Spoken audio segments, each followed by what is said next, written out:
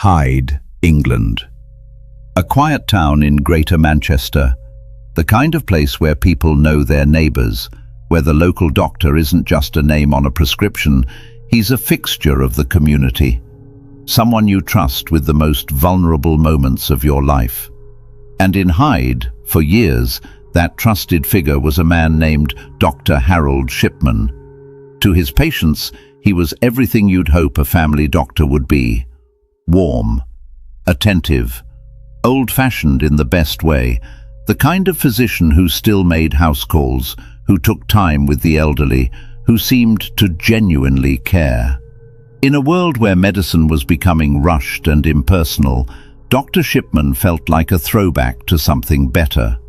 People didn't just respect him, they were grateful for him. He was, by almost any measure, the most trusted man in town. But here's what no one understood at the time. Behind that reassuring image, behind the doctor's bag and the kind bedside manner and the decades of devoted service, something was deeply, profoundly wrong.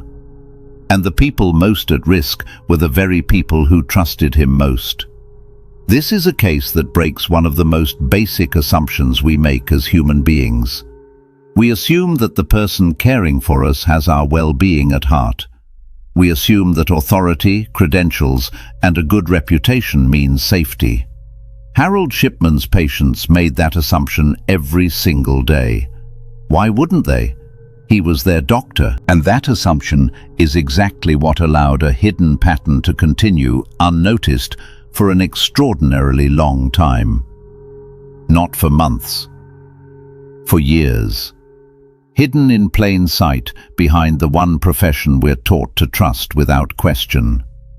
What makes this case so disturbing isn't just what happened, it's how long it went unseen and why. How a community's complete, reasonable trust in a respected professional became the very thing that kept the truth invisible. So before we go any further, sit with the uncomfortable question at the center of this entire case. What happens when the warning signs are there, quietly accumulating year after year, but the person responsible is the last person anyone would ever suspect? And how do you detect a hidden pattern when it's wearing the white coat of the most trusted man in town? Let's find out. Section 2. Background. To understand how this happened, we have to go back to the beginning, and again, not to excuse anything, but to understand it. Because this case raises one of the hardest questions in all of criminal psychology. How does someone end up in a position of total trust and then betray it so completely? Harold Frederick Shipman was born in 1946 in Nottingham, England, into a working-class family. By most accounts, he was a bright, capable child. But the most significant event of his early life came when he was a teenager. His mother, to whom he was very close, became seriously ill, and Harold watched her decline. In her final period of illness, a doctor would come to the home and administer pain relief. Young Harold witnessed this firsthand. The arrival of the physician, the medication, the way it eased his mother's suffering in her last days. He saw, up close, the power a doctor held in those final moments, the authority over life, comfort, and death itself. His mother passed away when he was 17. Now, we have to be careful here.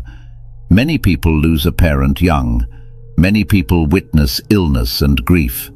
The overwhelming majority carry that experience and grow into compassionate, caring adults. Some of them drawn into medicine precisely because they want to help. So we don't draw a straight line from grief to harm. That would be both false and unfair to everyone who has suffered loss. But what we can observe is this. Harold Shipman went on to pursue medicine. He trained as a doctor, qualified in the early 1970s, married, and started a family. He became a general practitioner, a family doctor, and eventually settled into practice in the Manchester area, ultimately in the town of Hyde. And by all outward appearances, he was good at it. Patients liked him. He projected competence and care. He built over the years exactly the kind of reputation that makes a person seem beyond suspicion. But there was an early warning sign, one that in hindsight was deeply significant. Earlier in his career, Shipman developed a dependency on a particular prescription medication and was found to have been obtaining it by writing fraudulent prescriptions. He was caught. There were professional consequences, but he was able, after a period, to continue practicing medicine. Think about that.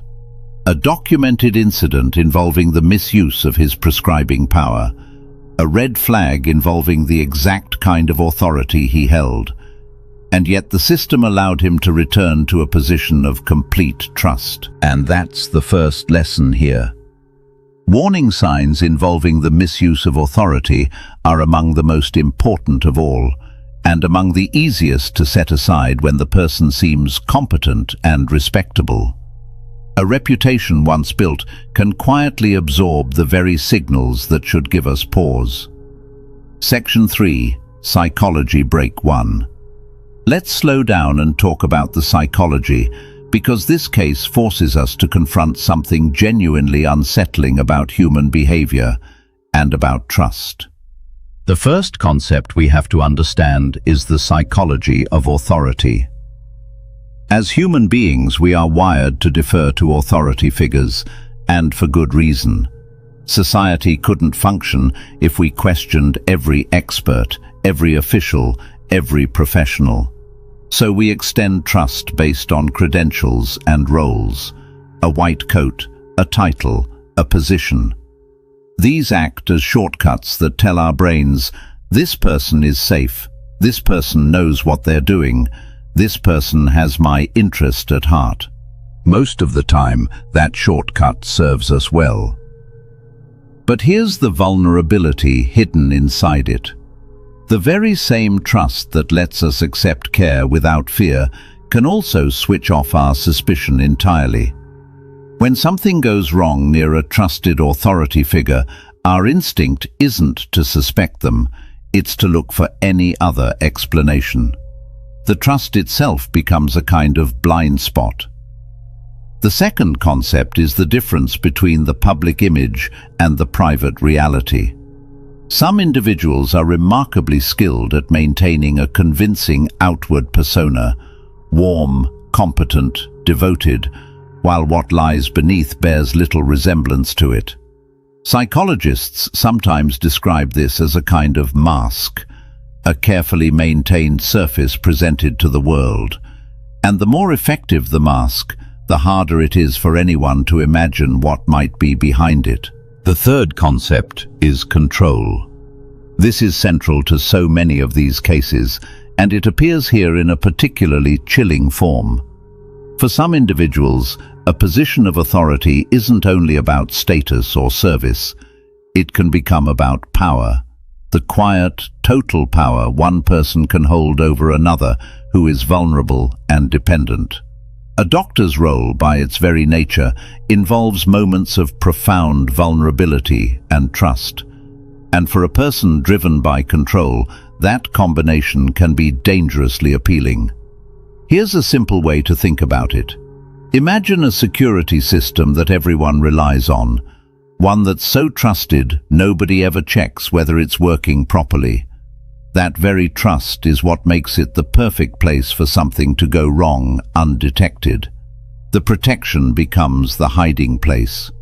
Key takeaway: authority and credentials tell you what role a person holds. They do not tell you who that person is. Trust in professionals is necessary, but healthy trust still leaves room for questions, oversight, and a willingness to notice when something doesn't add up.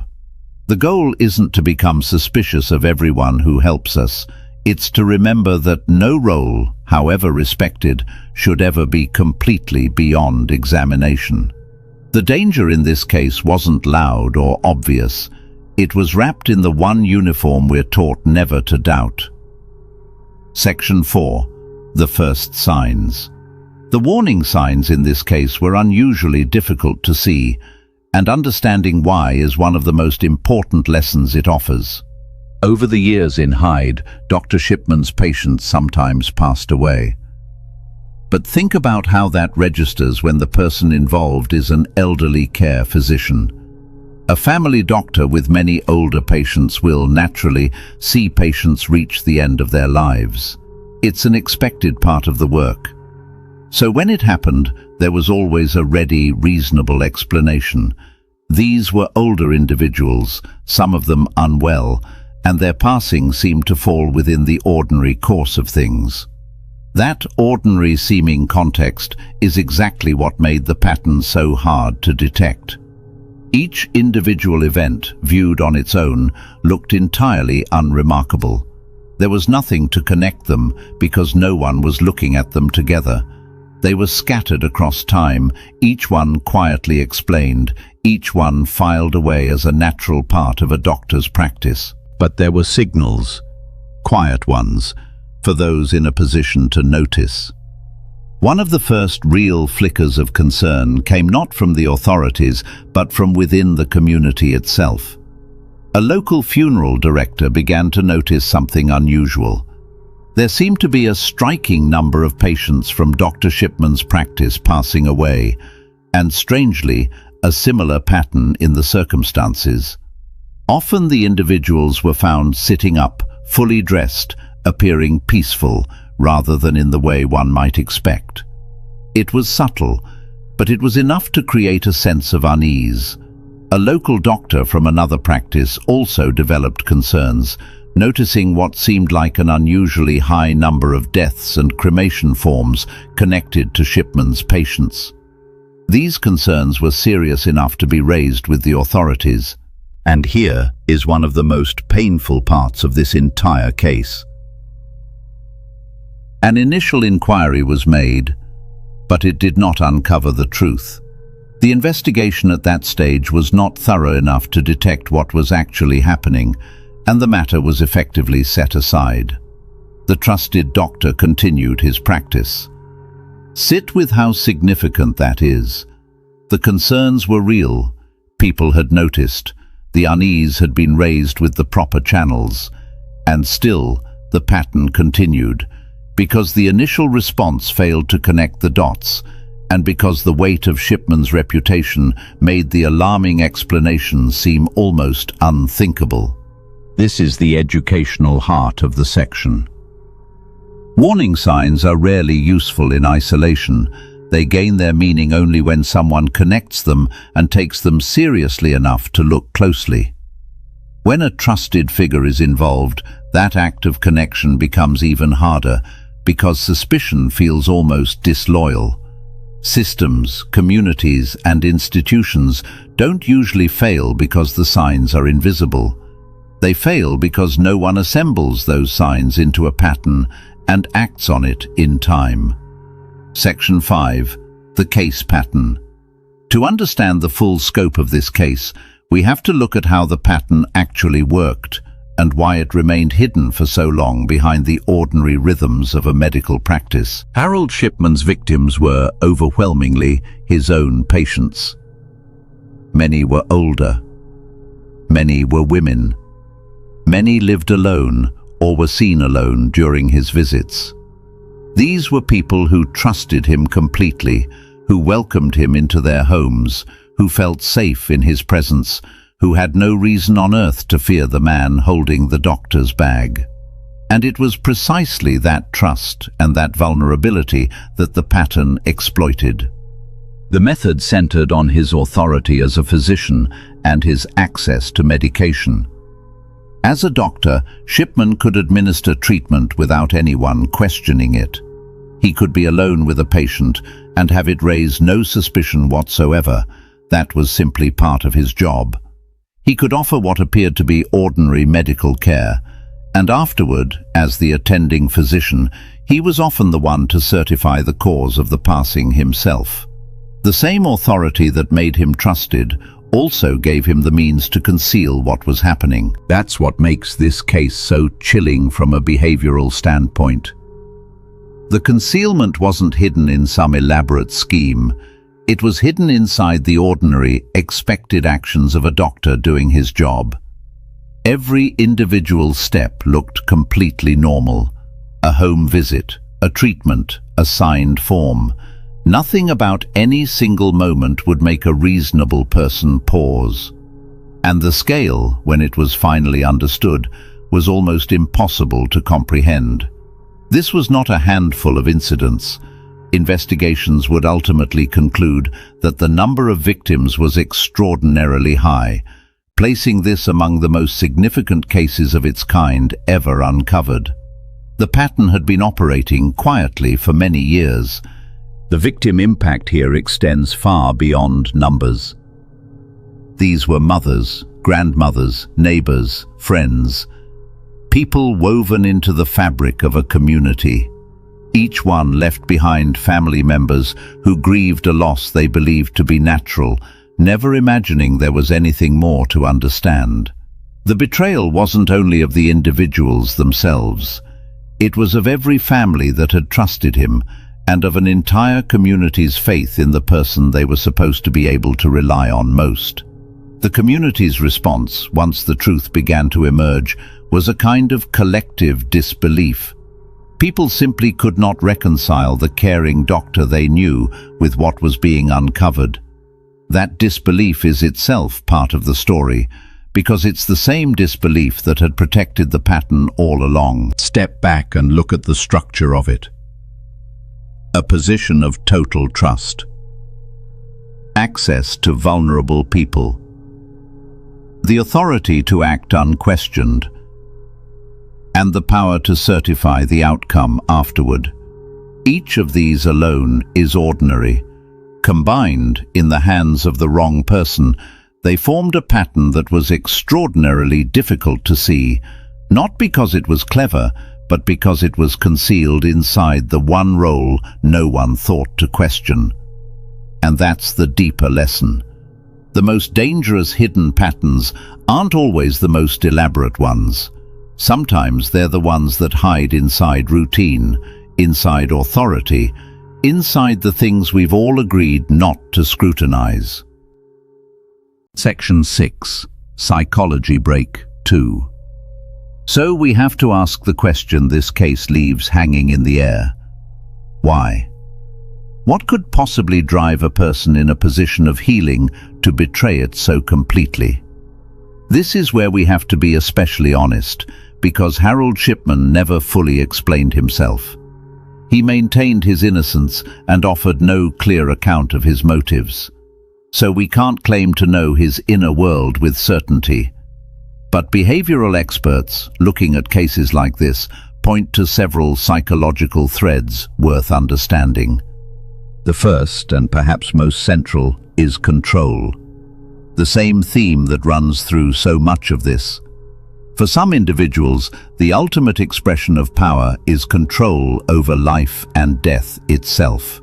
A position that grants quiet, unquestioned authority over vulnerable people can become, for a person wired this way, a source of profound and private power.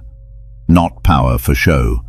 Power exercised in secret, where no one is watching, which for some is the most compelling form of all. The second thread is what psychologists call a God complex, an inflated sense of one's own authority and right to make decisions over others.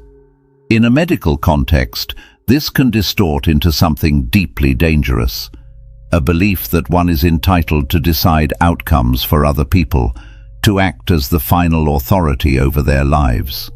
The very role that should inspire humility becomes instead a stage for grandiosity.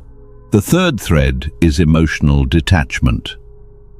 To cause harm repeatedly while maintaining a warm, caring exterior requires an extraordinary disconnection between action and feeling.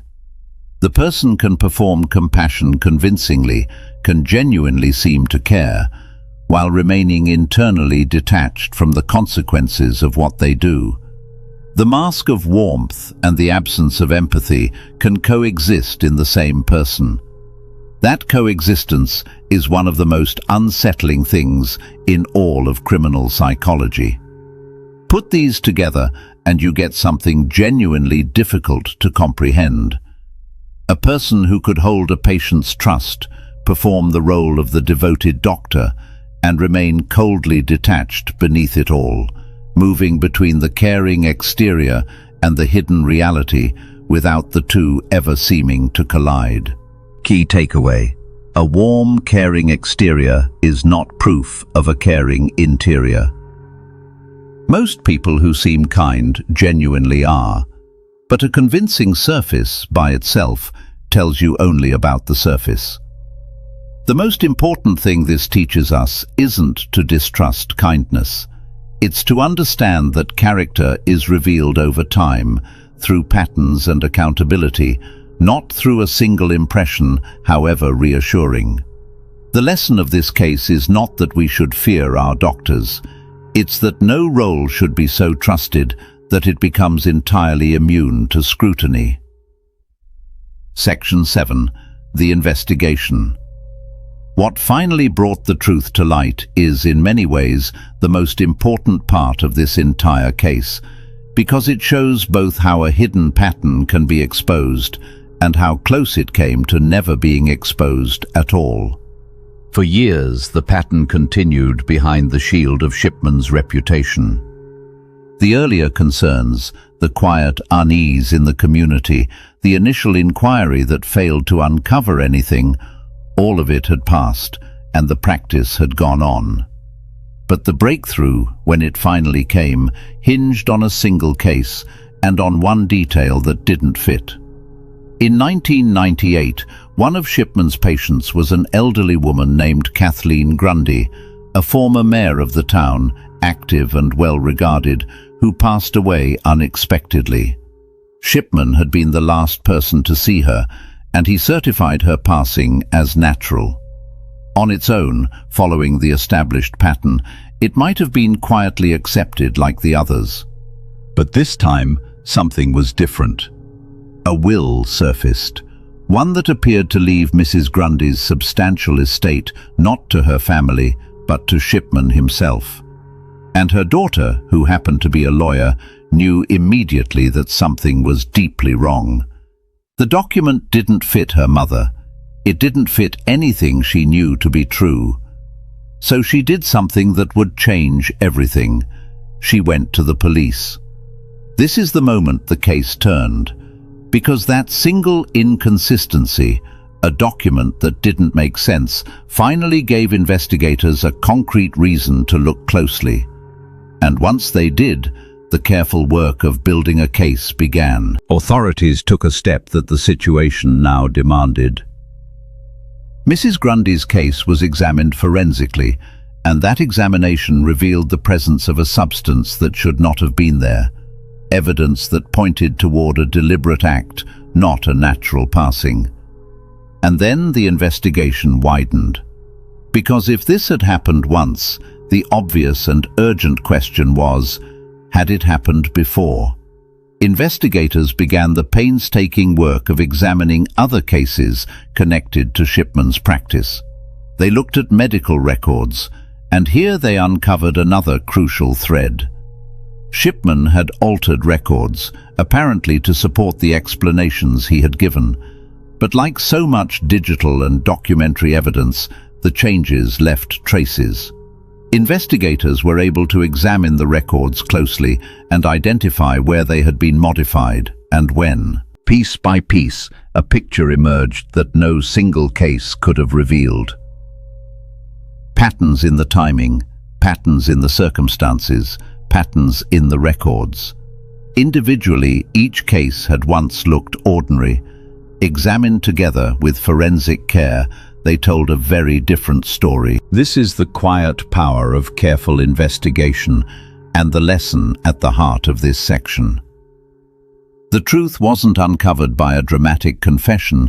Shipman never provided one.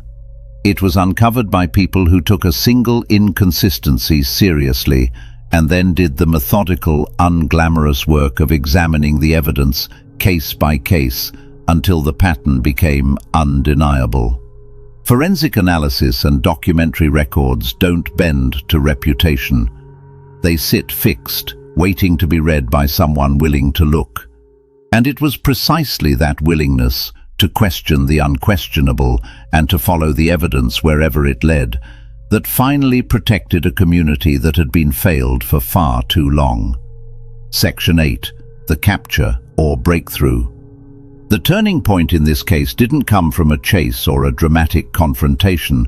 It came from evidence, quiet, methodical, and ultimately undeniable. Once the forensic examination in Kathleen Grundy's case revealed what it did, and once the suspicious will came to light, the investigation moved with real purpose. Shipman was taken into custody, and the case against him was built not on a single shocking revelation, but on the steady accumulation of fact. The forged will turned out to be a critical misstep. Investigators determined that the document was not genuine, and the trail of evidence around it pointed back toward Shipman. It was, in a sense, the thread that unraveled everything. The moment the trusted doctor finally did something that drew direct, concrete scrutiny rather than quiet, deferential acceptance. And then there were the medical records. This is one of the most striking details of the entire case. Shipman had altered patient records to make his accounts more believable, to make the deaths appear consistent with natural decline. But what he apparently didn't fully grasp was that these changes were traceable. The computer system retained information about when entries had been made and modified. Investigators could see, in effect, the digital fingerprints of alterations made after the fact. The very records he changed to protect himself became evidence against him. Throughout it all, Shipman's response was notable for what it lacked. He did not confess. He did not express remorse.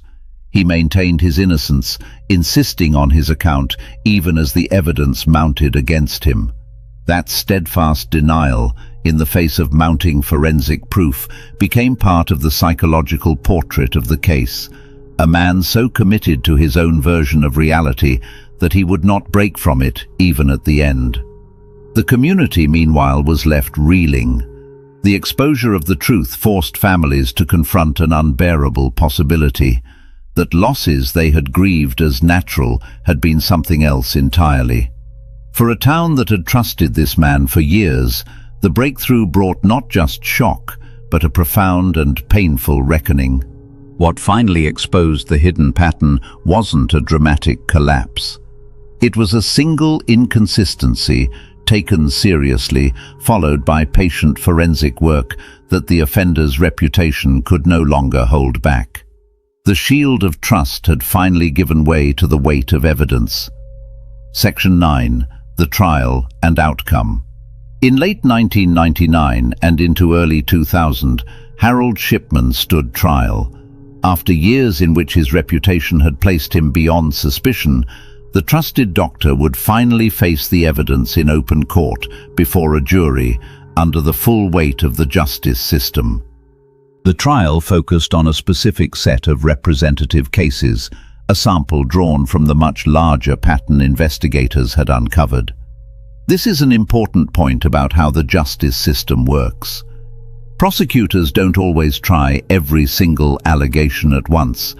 Instead, they often build the strongest possible case around a carefully chosen group of charges where the evidence is most complete. The cases selected here were ones where the forensic and documentary evidence was clearest. The prosecution's theory tied the cases together into a coherent picture. A doctor who used his position and his access to medication to take the lives of patients who trusted him, and who then altered records and certifications to conceal what he had done. The forged will in the Grundy case demonstrated motive and deception. The forensic findings demonstrated cause. And the altered medical records demonstrated an attempt to cover the pattern up. The defense maintained Shipman's innocence, consistent with his own refusal to admit any wrongdoing. But against the accumulated forensic and documentary evidence, that position could not hold. In the year 2000, Harold Shipman was found guilty. He was convicted on multiple counts and sentenced to life imprisonment, with the court making clear he would never be released. One of Britain's most trusted family doctors had been revealed in a court of law as something almost no one could have imagined. But the story didn't end with the verdict, and this is where one of the most important legacies of the case emerges. Because the conviction was, in a sense, only the beginning of the reckoning. The full scale of the pattern was so significant that it prompted a major public inquiry, a comprehensive official investigation into how this could have happened, how many people had been affected, and crucially, how the systems meant to protect patients had failed to detect it for so long. That inquiry became one of the most valuable outcomes of the entire tragedy. It led to serious examination of how death certifications were handled, how prescriptions were monitored, and how concerns about doctors were investigated. In other words, the case didn't just end in a conviction. It forced an entire system to confront its blind spots and to change, so that the same pattern would be far harder to hide in the future. And that's the justice system lesson worth holding on to. Accountability in a case like this isn't only about one verdict for one person. It's about what a society learns and what it changes, so that the failures that allowed the harm are not simply repeated. The most meaningful response to a system failure is the determination to fix the system itself.